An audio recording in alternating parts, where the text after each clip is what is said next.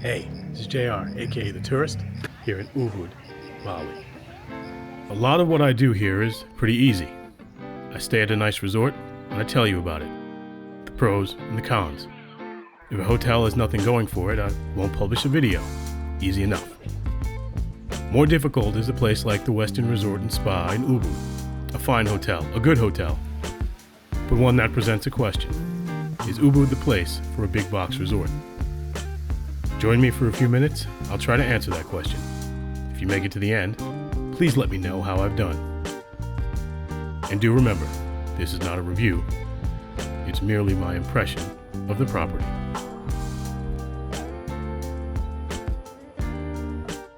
The Westin sits off a quiet road just east of the village of Singhakarta, south of Ubud town, but part of the larger Ubud district.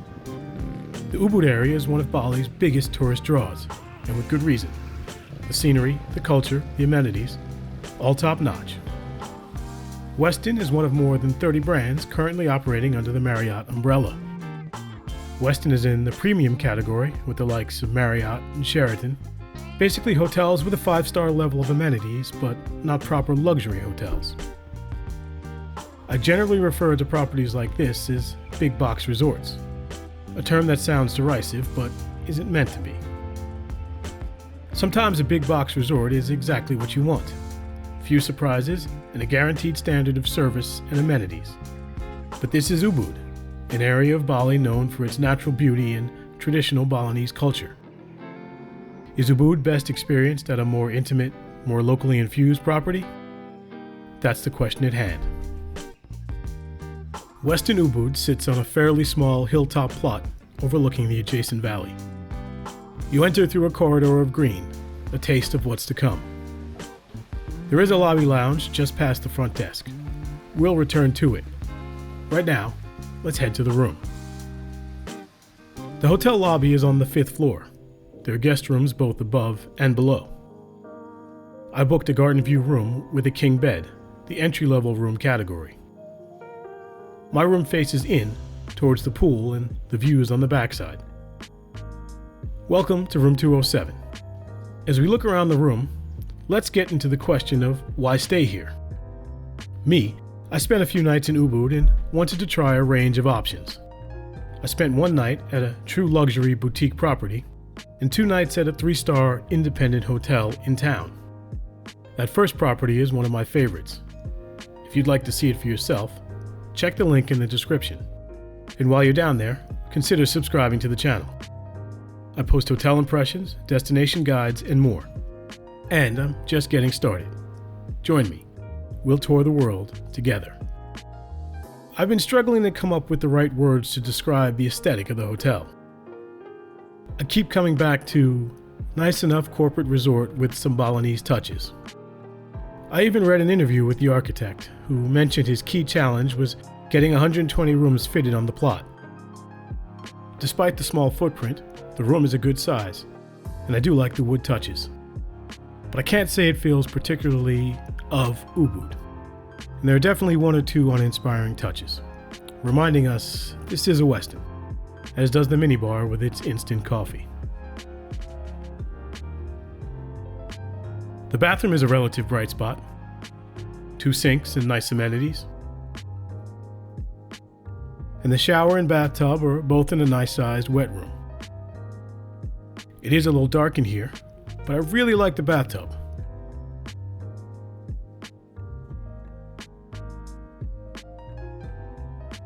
There's also a good amount of closet space and a decent balcony. But the placement of the room does limit the natural light. As I mentioned, I booked this with a free night voucher, so I can't complain too much about being put on a lower floor in towards the corner of the building. Especially since the views here may be better than the front-facing side of the hotel. Speaking of better views, let's head back up to the lobby. The lobby lounge behind reception has seating for those waiting for check-in or for those waiting for other members of their party who may take a while to get ready. And it makes a good place to relax and enjoy a cocktail or a bite from the lobby bar. The lobby bar is one of the 4 food and beverage outlets on the property. This area is also a great place to take in the views from the hotel's hilltop vantage point. The unique geography of the area is one of the elements that elevates an otherwise standard property.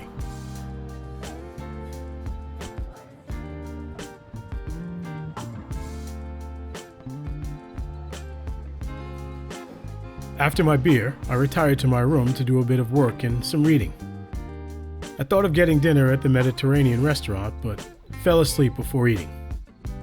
In the morning, we'll stroll the grounds and check out breakfast.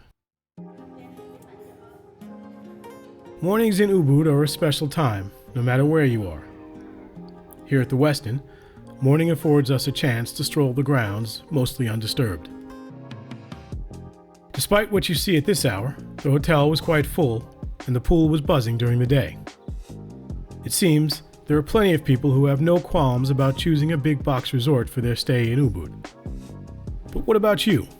Is the Westin Resort and Spa the right choice? I can't answer that, but I can give you some pros and cons. Without further ado, I'll give you the tourists' do's and don'ts. Do stay at the Westin if you want to be in the Ubud area, but don't want to be in Ubud town. Being south of Ubud puts you a little further from the northeast of Bali, but closer to the south and to the airport. Do stay at the Westin if you're traveling as a family. There is a kids club, and the overall vibe is family friendly, but without feeling hectic or overrun with kids. And do stay here if you're a fan of the Marriott experience or a Bonvoy member with status or free nights. Marriott does have a few true luxury properties in the area, and you could choose to split your time between here and one of those. I find mixing nights at good enough properties and truly special properties is a good way to get the most for my travel budget. On the flip side, don't stay here if you want to be within walking distance or a short ride of Ubud town. It's 20 minutes by car or motorbike and more during the busy hours. Don't stay at the Westin if you're looking for a more solitary or unique experience. There are lots of true boutique properties in the area and at a range of price points. And finally, don't stay here if you're looking for a true luxury experience. If you've got the budget for that, Ubud will abide. Overall, the Westin sits in a middle ground between cheaper, more local options and the more expensive luxury properties. For some, this will be an awkward middle ground, and you'd be better off going for one or the other. But for others, the middle ground will be exactly what you're looking for in Ubud. The pool is one of those areas where the service of a proper resort is nice. And since it's Ubud, you get these views.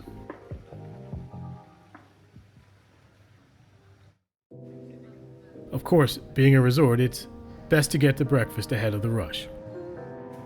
We head to Tabia, the resort's all-day restaurant and where breakfast is served. I put breakfast here in the standard but good category. Standard in that it's what you'd expect in a breakfast buffet. It's not going to wow you, but for the property it's good. For comparison, I stayed at the Hyatt Regency in Sanur. So far, it's maybe my favorite big box resort on Bali. But breakfast there was standard, but average. My bar snacks and breakfast here were the only things I ate on property. But based on the sampling, I'll say the food here is good. If you stayed here and had a different experience, I'd love to hear from you. The view from breakfast reminds, we still have more property to explore.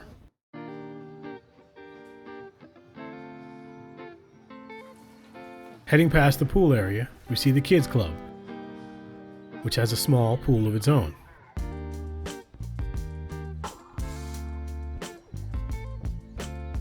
Again, the location means we get these views from all over this side of the property. Continuing along, we come to the spa and the gym. As I had no treatments, I won't comment on the spa. The gym is small but well equipped. It wasn't too crowded in the morning.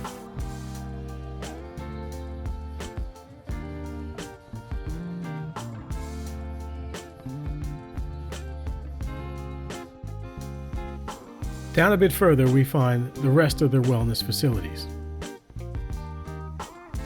Earlier, I characterized Westin as a fairly nondescript 5-star property. But I should mention, Westin does incorporate wellness into its brand identity. In keeping, this part of the resort does feel apart from the rest of the property. The pavilion hosts yoga classes, and there are several ballet where you can have spa treatments, all with the view. At the far end of the property, we come to a temple, a common sight in Bali, and as good a place as any to end our look around the Westin Resort and Spa, Ubud, Bali. Thank you for hanging with me until the end. Stay tuned for future hotel impressions and more.